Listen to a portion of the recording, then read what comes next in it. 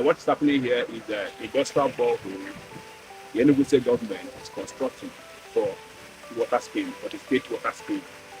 The one you are seeing right here is a one that we completed and we have a pump installed in it. Now, we have the first two that we installed pumps. Not that they are not the only two completed, but the first two that we installed pumps for pump testing, for us to test the capacity of the pumps that we need to use, and also to ascertain the yield. And like you can see now, you can see that the yield is very massive. In fact, if you look at the other one, it's the same thing. So with this now, we are now sure that the delivery of water, the Enugu state government, within the 1 day that the governor said, is a reality. We started on the 16th of June. We're expecting about 18 new industrial boreholes.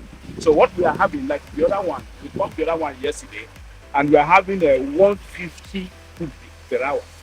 150, that's 150,000 liters of water in an hour. And that is what the pump is delivering. That is 150 cubic per hour. So with about what we're expecting, we should be able to, we are delivering 60 million liters, like 60,000 metric. And we have enough space that you can see that will give us more.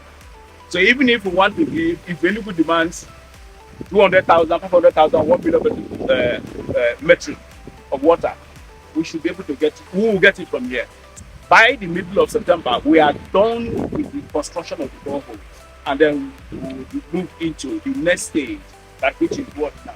Connecting them to the lines. Right now, we have started the connection of the old ones to the line. So by the time we are done with this, and you can see, like I said before, we have some pumps on ground also that we are going to install some of these new ones.